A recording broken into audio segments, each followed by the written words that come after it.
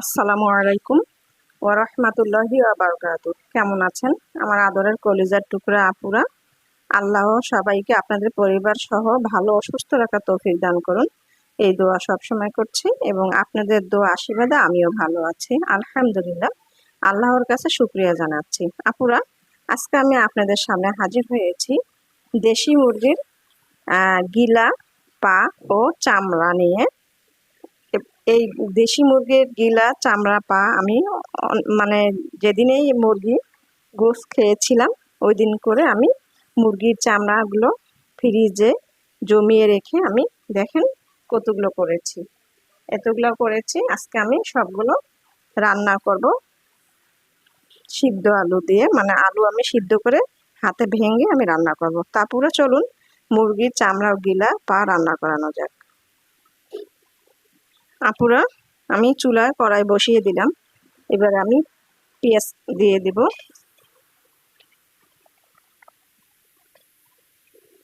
দিয়ে দিলাম পেঁয়াজ কাটানো। আমি সরিষার তেল দিয়ে দিচ্ছি,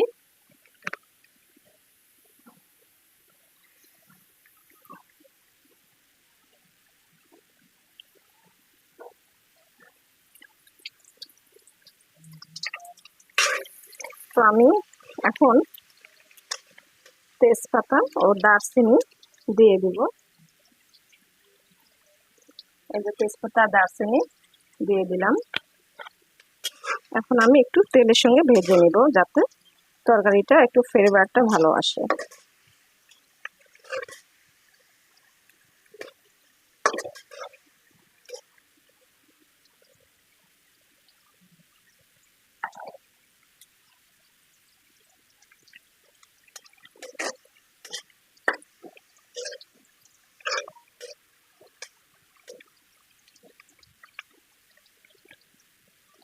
এবার আমি আদা রসুন বাটা দিয়ে দিব,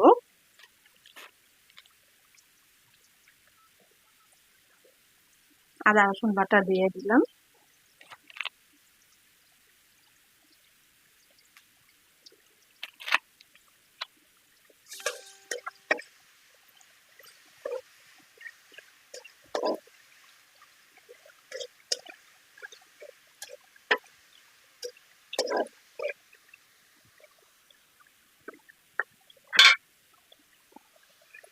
দিয়ে দিব হলুদ গুঁড়ো,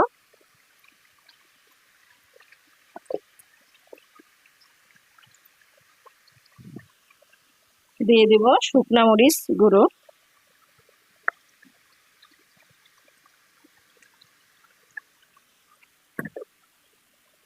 জিরা গুঁড়ো দিয়ে দিব,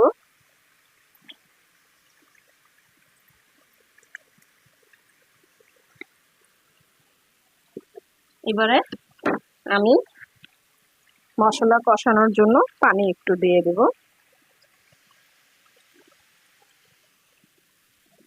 এবং পরিমাণ মতো লবণ দিয়ে দিব।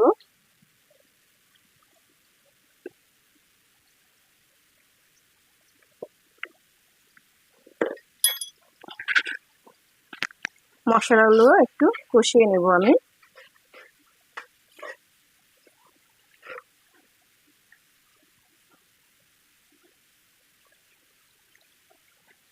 পুরা মশলা কষানো হয়ে গেছে, এবারে আমি মুরগির চামড়াগুলো দিয়ে দেব।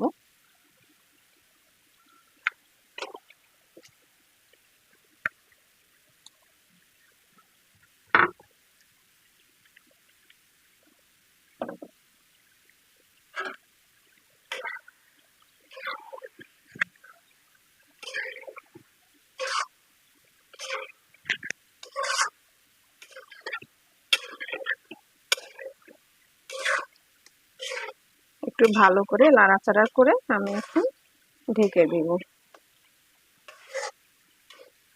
এখন ঢেকে দিব একটু ভালো করে কষিয়ে নেওয়ার জন্য।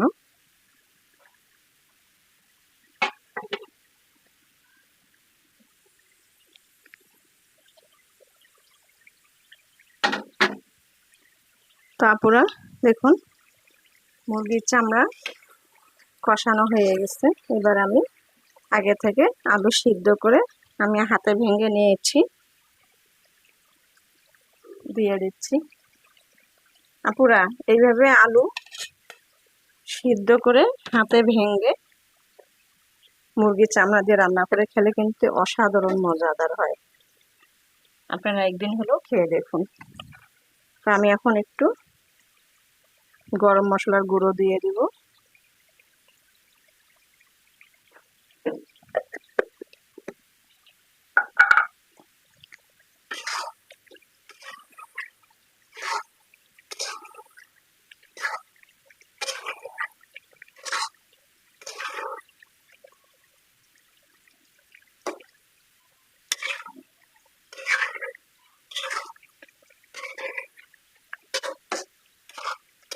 এবারে আমি ঢেকে দিব।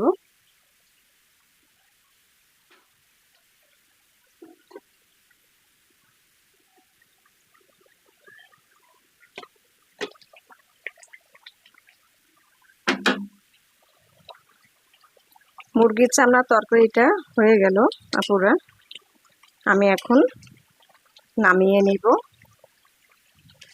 আমি এখানে 4-5টা আস্ত কাঁচামরিচ দিয়েছিলাম।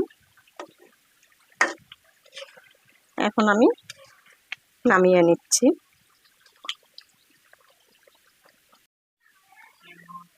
নামিয়ে নিয়ে আসলাম দেশি মুরগির চামড়া, গিলা, কলিজা, পা সিদ্ধ আলু দিয়ে রান্না করা। আপুরা কেমন হয়েছে রান্না ভিডিওটি অবশ্যই কমেন্টে জানাবেন, লাইক দিন, বেশি বেশি করে শেয়ার করুন।